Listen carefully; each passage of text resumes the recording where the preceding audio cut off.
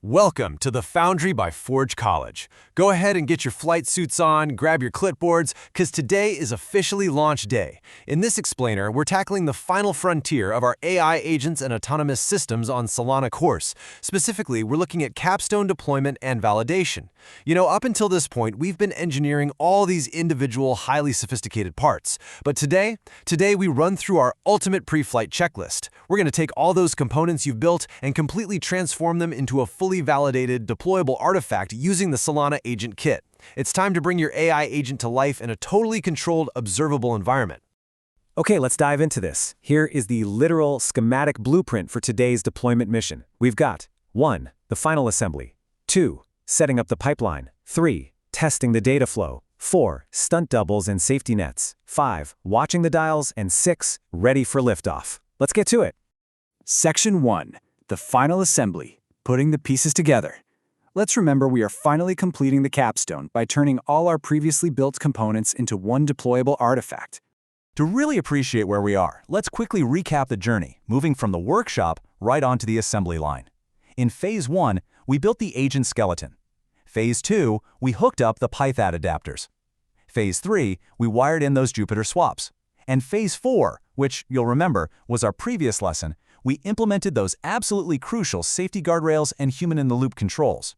Today, we lock the whole shebang together. So when it comes to deployment, you basically have two paths. The first is manual handoffs. Picture yourself, heavily caffeinated, sweating over a keyboard at 2 a.m., manually copying and pasting environment variables. It's fragile, it's error-prone, and it's basically unpredictable chaos. Path 2, CI-driven pipelines. This is repeatable, auditable, deterministic piece.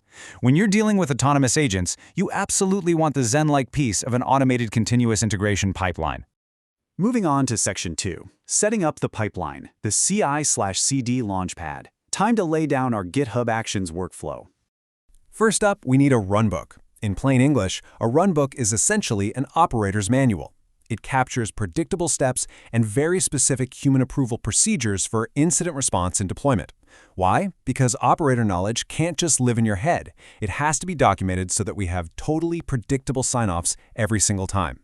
Now, what's really interesting about this slide is how every single requirement maps directly to a strict, testable CLI command. If the criterion is checking a Pyth read or a Jupyter sim, the validation command is right there, like npm run test Pyth integration. And the expected output? Normalized JSON. It's not a guessing game, it's highly deterministic. Section 3.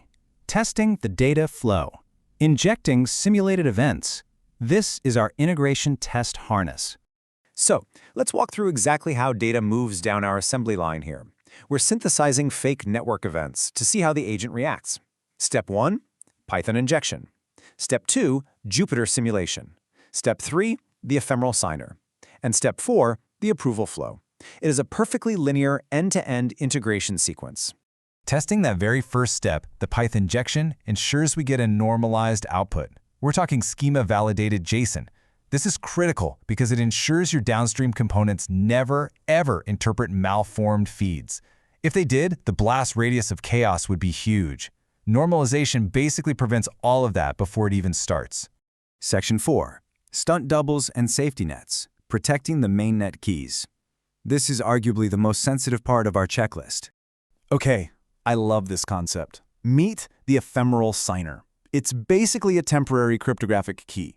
Think of it as a Hollywood stunt double. It steps in and takes all the risky falls during testing so that your live mainnet credentials stay perfectly safe in their trailer.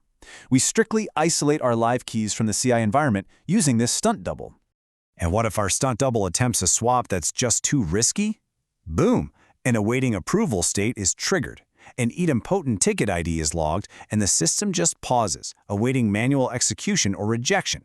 This proves our human-in-the-loop safety net actually does its job perfectly. Section 5, watching the dials, telemetry and observability. Welcome to the control room phase.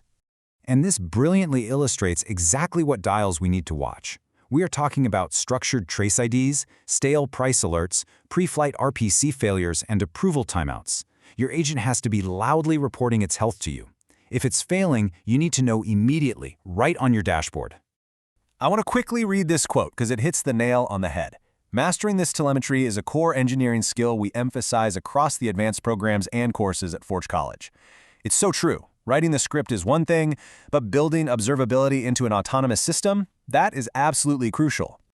And finally, Section 6. Ready for liftoff, handoff, and next steps.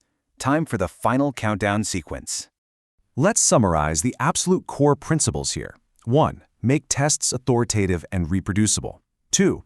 Isolate credentials with ephemeral signers. And 3. Capture knowledge in runbooks. If you do these 3 things, you instantly transform a pile of fragile scripts into a totally dependable, operator-ready release process.